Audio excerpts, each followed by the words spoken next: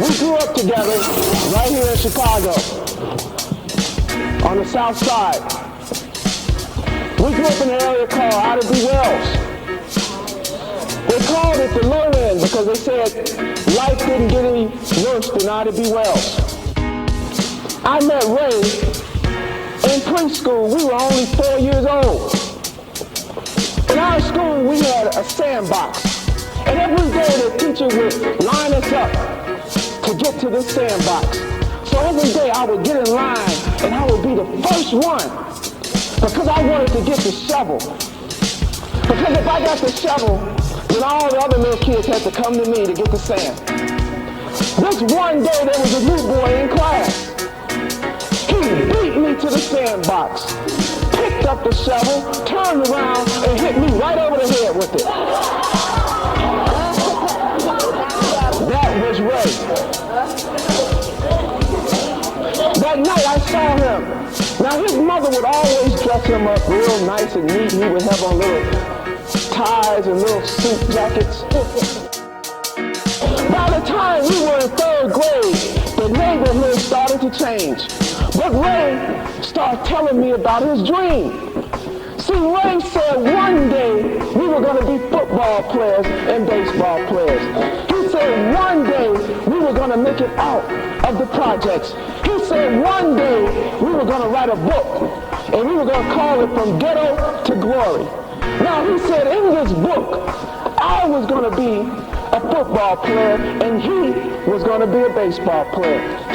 Ray started talking about this book so much that I started believing that we could actually write it.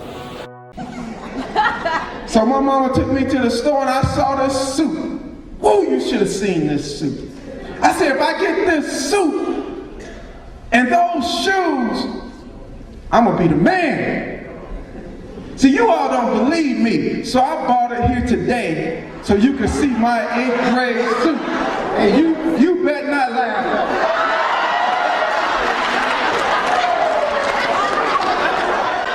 A walking suit. I said, Mama,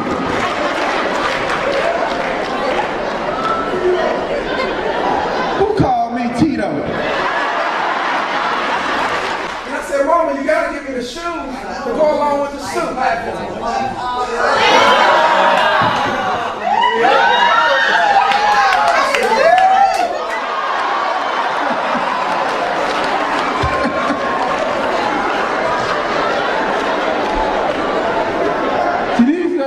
Your mom and daddy hide in the closet. They don't want you to see. Those girls, who they saw me on graduation day, they say, ooh, your clothes are so fine, but you still ugly. Passed the test to go to this high school. I had done it. And I went to my principal and I told her, I said, I just passed the test. She looked at me. She said, Bassette, she said, you don't need to go there. She said, you stay right here in the projects. And I looked at her and I was hurt because I had believed in her and I trusted her. And I said, no, you don't understand the dream. See, the dream is I'm going to make it out and I'm going to be somebody one day. They said it was one of the better high schools in Chicago. So I figured if I went there, I could get out of the projects. I had to take a test to go there. I went on to Lindblom, which is on 61st in Walcott. So I left Autobiography to go to the Inglewood area. Thought I was getting away. I catch that 35th Street bus down to the L, down to 63rd, catch the 63rd Street bus down to Walcott. And those dudes over there, man, they were rough. They'd be waiting for you at the bus stop. The young men in that area would wait to rob us and to stick us up because they knew that we were coming from other neighborhoods. Inglewood area, the second worst area in Chicago. I went to high school and I started playing football. No one ever wanted to come down to 35th Street. Nobody ever likes to visit the low end. So if you don't bring them, they ain't coming. a young man named Deke. He was in my sophomore auto shop class. Was on 35th and King Drive, and he said, "What you doing, man?" He called me on the phone. It was a Saturday afternoon. I said, "I'm just sitting around, looking at TV." He said, "You got some eggs in your refrigerator?" I said, "Eggs? Who is this?" "Oh man, it's Deke from school." Didn't even know the dude. I went in and looked. I said, "Yeah, I got some eggs." Got back on the phone. He said, "You got some milk?" I said, "Yeah." He said, "Man, I'm up at the store. I'm going to bring some bread and we're going to cook some food." Now I'm 15, right? I'm wondering why he even calling me. He comes, he said, "How do I get to your house?" I said, "Man, you take the 35th Street bus down to College Grove, you take the College Grove to 37th, I'll meet you at the corner." And when he got there, he came over and we started cooking this food. And we started burning this food up. I mean, the house almost burned up. And we sat there and we ate this food. And he said, "You know what? I know there's something wrong with you." He said, "I don't know what it is." He said, "But I want you to know I'm your friend." See, my own family is split in half. My own brother wasn't speaking to me anymore. My own mother wasn't speaking to me anymore. But sometimes when that happens, you'll find someone else in your life. I wanted to go to college, and I finally got accepted to a school called Western Illinois University, about 4.5 hours away from here. I invited Ray on that campus. I tried out for the football team and made it, and Ray tried out for the baseball team, and he didn't make it. See, we were on an all-white campus, and on that campus, Deke was down there, and he decided to pledge a fraternity. I was there. I tried out for the football team and made it as a defensive back. Ray was there, and he tried out for the baseball team, and he got cut. And I talked to Deke. I said, "Deke, we have to do something to change." See, we had become big men on campus. We had started fighting everybody. It was more fights on a college campus on a Friday night than in Chicago with the black students on that campus. The police pulled me to the side. They said, "We know you and him are best friends. We want you to call home to Chicago so his parents can know." When I called home, his grandmother answered the phone. I said, "Grandma, this is EJ."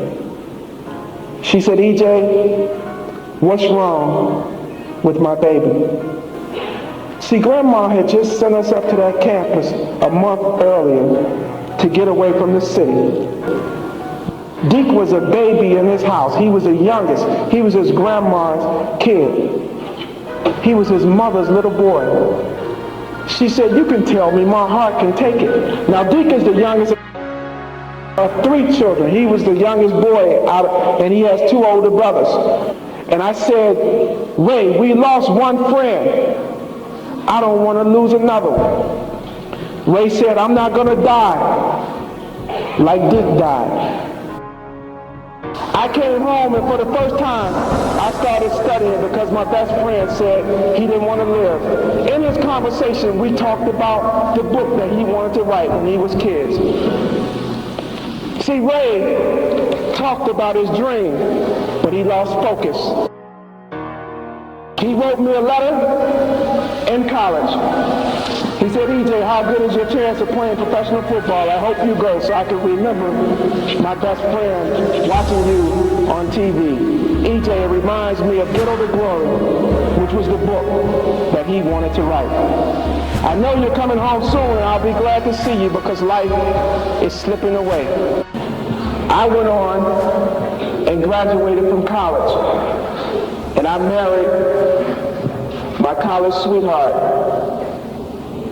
And we have 3 children. I became successful in business. I never forgot what Deke did for me. I never forgot how he came to my house when I needed him. I never forgot that I wasn't there when he was murdered. I never forgot that he was one of the best friends that I ever had. I never forgot all the things we did in high school together. I never forgot all the things we did in college. And as I thought about those things, it started driving me to be successful. One day when I got out of school, my older brother, I was working with him. And we said we were going to get rich, but the only thing, he was paying me $50 a week. Now my father said, if you don't get a real job, you're going to have to get out. My wife, or my girlfriend at the time, just got a new job making $15,000. And I said, honey, you got to marry me, because if you don't marry me, he's going to throw me out. She said, I can't marry you. You a broke brother. But we took that $15,000 that she made and that $50 a week, and we started our family. She never criticized me for the little money that I bought in that house. She always treated me like a man. That next year I went to corporate America and became salesman of the year for one of the biggest companies in the world.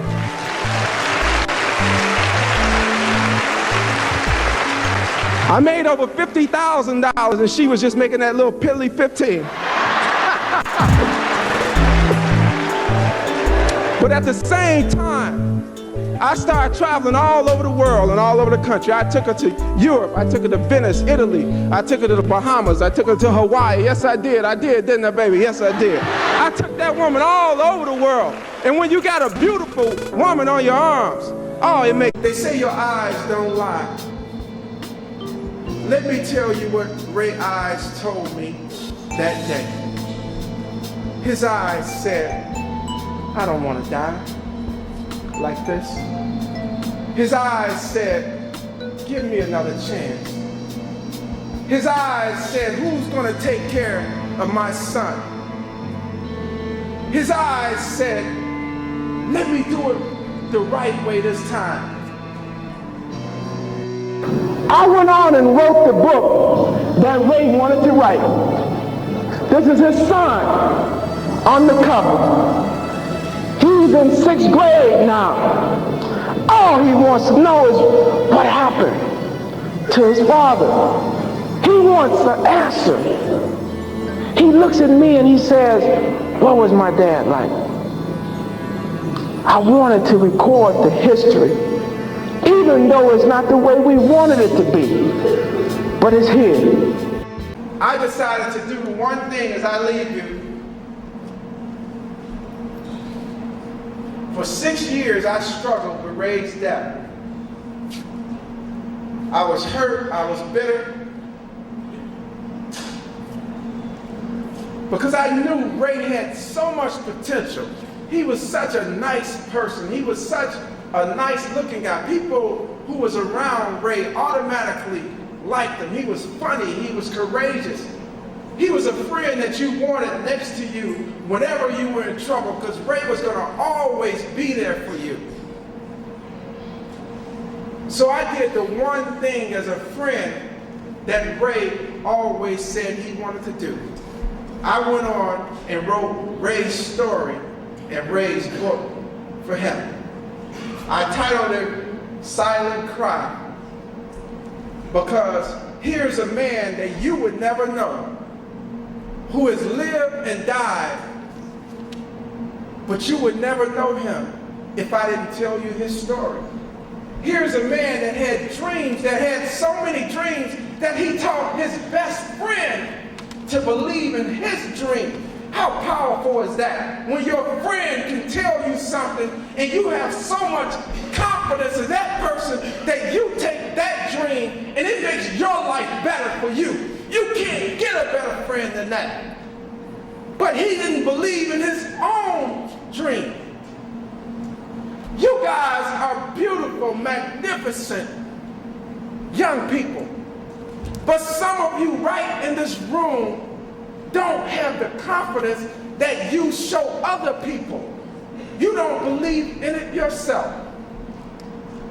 That's why we're here, for you to know that it's all right not to have that, because some of us don't have it, but you can get it.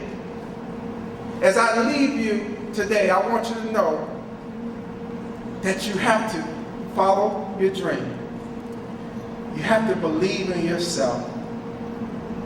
You have to work with other people, and you have to have teamwork. Thank you for your time, and thank you for listening. I have a book out entitled Silent Crime. Deke Me, The Key to Stopping the Violence.